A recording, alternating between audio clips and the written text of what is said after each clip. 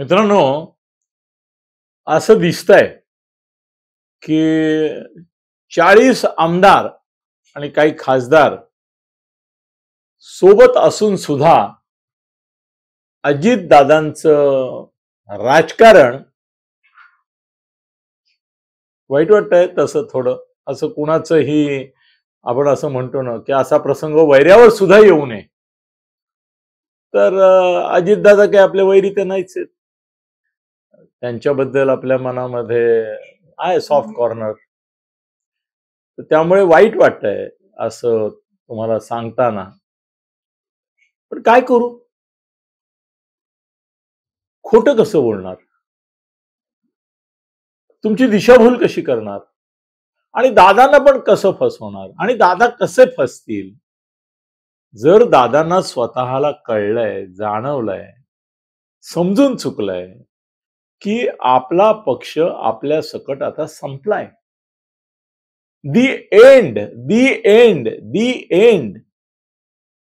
यापुढे अजितदादा पवार यांच्या राष्ट्रवादीला भवितव्य नाही.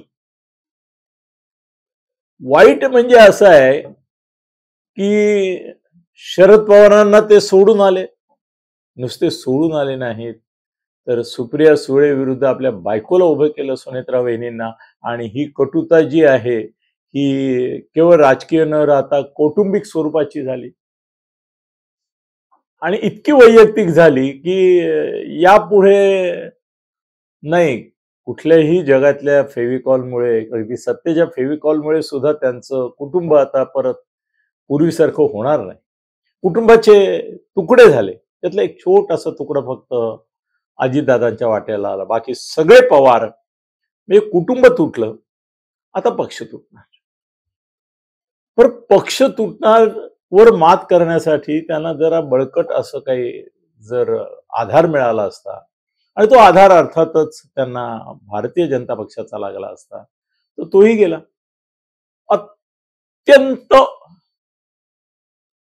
किती वाईट वागवता येतं याचा नमुना भारतीय जनता पक्षाच्या इथल्या आणि तिथल्या नेत्यांनी दाखवून दिला.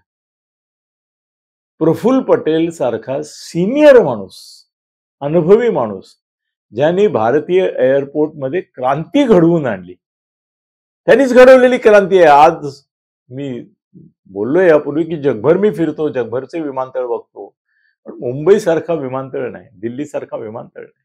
आणि हे सगळं कर्तृत्व त्या एका प्रफुल्ल पटेल नावाच्या माणसाचं. आणि इतका सिनियर आणि त्याचं इतकं कम्युनिकेशन नेटवर्क की केवळ अजितदादांनाच नव्हे तर मोदी शहांना देखील त्यांचा अनेक ठिकाणी उपयोग झाला असता. असं असताना अत्यंत हलकट्टपणे, दुष्टपणे, खाष्टपणे, नतद्रष्टपणे, अपमान, अवहेलना, तुच्छता, आणि कोण रे तू, हडा, असं एखाद्या कुत्र्याला जसं दारातून घालवून द्यावं, नाहीतर भिकाऱ्याला सांगावं पुढे पुढे उद्या ये. इतक्या हलकटपणे भारतीय जनता पक्षाने त्यांना अर्धा मंत्रिपद आणि तेही फारच स्वतंत्र कार्यभार देतो असं काहीतरी सांगून देण्याचा प्रयत्न केला. दादांचं म्हणण्यापेक्षा ते प्रफुल्ल पटेलांचं कौतुक आहे. दादांपुढे पर्याय होता. खरं म्हणजे दादा असं म्हणू शकले असते की प्रफुल्ल पटेलांना कॅबिनेटच पाहिजे, त्यामुळे आम्ही थांबतो कॅबिनेट करता. पण आता तुम्ही जे देताय स्वतंत्र कार्यभार आणि राज्यमंत्रीपद ते मी सुनील तटकरेंना देतो. पण सुनील तटकरेंवर अन्याय अजितदादांनी केला ना. सुनील तटकरे स्वतःच असं एका ठिकाणी बोलले, माझ्याकडे सोर्सेस प्रचंड असतात, की माझी तयारी होती, स्वतंत्र कार्यभार जर मिळत असेल तर राज्यमंत्री व्हायची माझी तयारी होती. अजितदादाच अडून बसले की प्रफुल्ल पटेलच पहिले घेईन तर प्रफुल्ल पटेलांकरताच घेईन, मला नाही द्यायचं तटकरेंना. मग ते प्रभारी घ्यायला तयार असले तरी त्यांनी काहीतरी थोडस त्यांची वादविवाद पण झाला तटकरेंचा आणि अजितदादांचा. तटकरे म्हणाले मला मान्य आहे, मी पहिल्यांदाच केंद्रामध्ये मंत्री होतोय, त्यामुळे राज्यमंत्री झालो, ठीक आहे ना. पहिल्या वेळेला राज्यमंत्री झालो आणि स्वतंत्र कार्यभार देत आहेत ते. एखाद्या चांगल्या खात्याचा कारभार मिळाला तर स्वतंत्र प्रभारी सुद्धा कॅबिनेट बनता इतका प्रभावी ठरू शकतो. पण अजितदादा पण हट्टी आहे आणि प्रफुल्ल पटेल हे त्यांना स्वतःच्या, आता शरद पवारांच्या जागी ते प्रफुल्ल पटेलांना मानतात, त्याला काय करणार. त्यामुळे प्रफुल्ल पटेलांकरता त्याने हट्ट धरला आणि ही अशी काय म्हणतात तुच्छता, अवहेलना, अपमान सगळे वाट्याला आले. वरच्यांनी सांगितलं की नाही, कॅबिनेट नाही म्हणजे नाही. अरे ज्याचा एक आला त्याला पण कॅबिनेट दिलं, ज्याचे 2 आले त्याला पण कॅबिनेट दिलं. संख्येच्या प्रमाणात वाटो म्हणत स्वतः 61 घेतली आणि याने एक कॅबिनेट दिलं असतं तर काय जाणार होतं. पण मुळामध्ये त्यांना प्रफुल्ल पटेलला एक कॅबिनेट दिल्यामुळे काही बिघडत नव्हतं. त्यांना अजितदादांना आता घालवायचं आहे भारतीय जनता पक्षाला. भारतीय जनता पक्षाने आपले जुने सहकारी अनेक तोडलेत आणि ते असं एखाद्या क्षुद्र अशा पॉइंटवर सुद्धा स्वतःची ऍझेड करून घेतात आणि स्वतःची पण करतात. 2.5 वर्ष पहिली का नंतरची या विषयावर त्यांनी शिवसेनेसारखा नॅचरल उद्धव ठाकरेंच्या बरोबरचा पक्ष शिवसेना हा घालवला ना. त्यांना पहिल्यांदा करायला नकार दिल्यामुळे ते महाआघाडीकडे गेले आणि त्यांनी महाआघाडीचं मुख्यमंत्रीपद भोगलं. मग 2.5 वर्षांनी शिंद्यांना फोडून यांनी पाडलं. पण ज्या फडणवीसांकरता ते 2.5 वर्ष महाआघाडीचं सरकार आलं ते फडणवीसांना कुठे दिलं. ते देताना परत फडणवीसांची वाजवून टाकली. फडणवीसांचाही प्रफुल्ल पटेल करून टाकला, अजितदादा करून टाकला, एकनाथ शिंदे करून टाकला. त्यांना मुख्यमंत्रीपद दिलंच नाही. ते गृहीत धरून होते मुख्यमंत्रीपद मला, त्यांना उपमुख्यमंत्रीपद, तेही असं लादलं, खेळा ठोकून लावतात तसं लादलं. वा सांगतो ना मुकाट्याने, वा उपमुख्यमंत्री वा. निष्ठावंत संघ सैनिक आहे आणि मोदी शहांपुढे काही चालत नाही. पुढे आयुष्य पडलंय आपलं राजकीय, ते त्यांच्याच जीवावर आहे आता. त्यामुळे त्यांनी मुख्यमंत्रीपद नाही मिळालं तरी खंत व्यक्त केली, पण ऍक्सेप्ट केलं उपमुख्यमंत्रीपद. त्यानंतरही काही केंद्राने त्यांना कधी त्यांची मदत केली नाही. दरवेळी त्यांना तोंडगशीच पाडलं. अजितदादांना परत फडणवीसांना न विचारता आणलं. शिंदेने विचारलं नाही विचारलं. मी सांगतो ना तुम्हाला, नाही विचारलं. शिंदेची वाजवली, फडणवीसांची पण वाजवली. हे उरावर आणून बसवलं ओझं, हे घे डाम. अजितदादांनी यावं अशी शिंदे फडणवीसांची नव्हे कोणत्याही भारतीय जनता पक्षवाल्याची इच्छा नव्हती. इतकंच नव्हे जनतेची इच्छा नव्हती. ही जी यांना मतं कमी पडली आहेत ना, त्याची आहेत बरीच कारणं, की मी बोललोय वेगवेगळ्या वेळेला वेगवेगळ्या व्हिडिओत. पण एक महत्वाचं जर कारण कुठलं असेल ना तर ते अजितदादांना बरोबर घेतलं. कोण अजितदादा, काय त्यांची लायकी. शरद पवारांशी त्यांनी पंगा घ्यावा, तुलना करून घ्यावी आणि शरद पवारांची पक्ष फोडावा. अरे उद्धव करताना आली इतकी सहानुभूती अजितदादांच्या मुळे पवारांबद्दल आली आणि ती प्रगटली.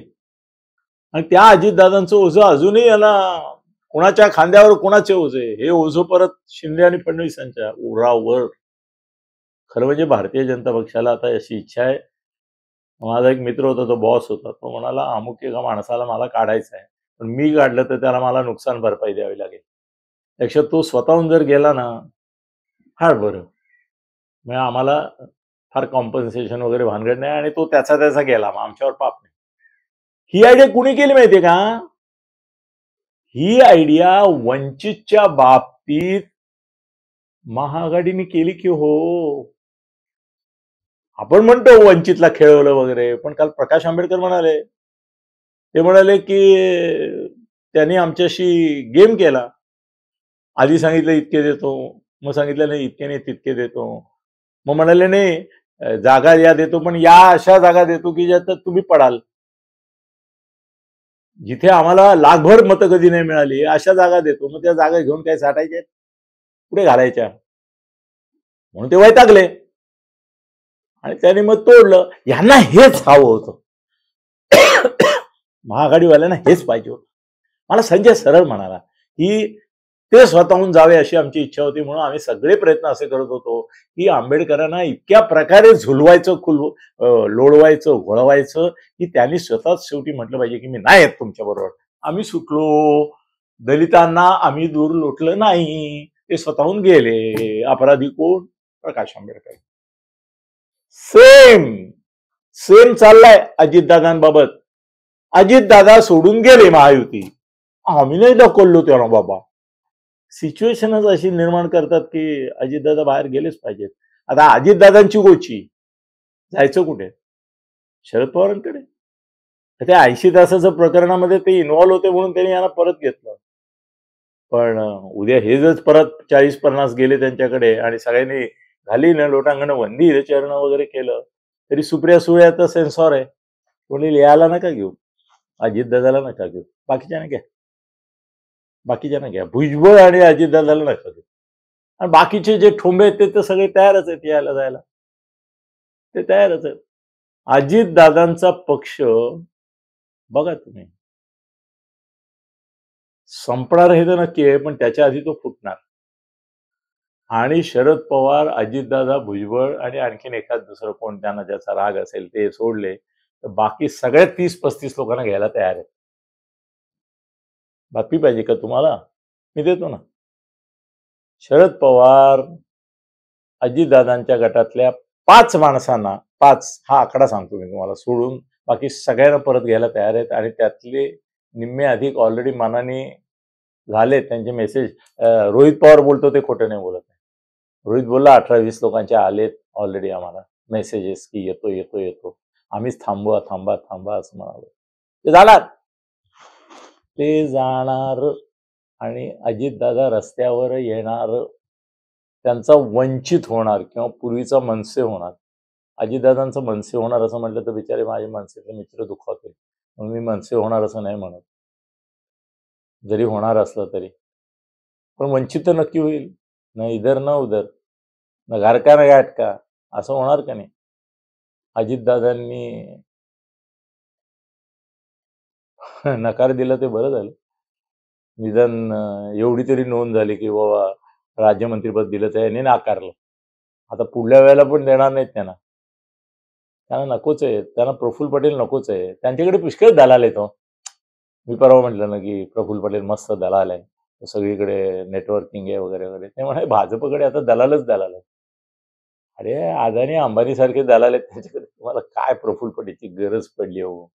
अदानी अंबानी आहेत त्यांच्याकडे, काय गरज आहे प्रफुल्ल पटेलची? ते हवं ते घडवून आणू शकतात. त्यामुळे अजितदादांचं बिगिनिंग ऑफ द एंड झालेलं आहे. आणि अजितदादा काय करणार या प्रश्नाचं उत्तर त्यांनाच नाही कळलं तर मी काय सांगणार. धन्यवाद. खळबळजनक गौप्यस्फोट म्हणजेच यूट्यूब चॅनल अनिल थत्ते गगनभेदी. खळबळजनक गौप्यस्फोट म्हणजेच यूट्यूब चॅनल अनिल थत्ते गगनभेदी.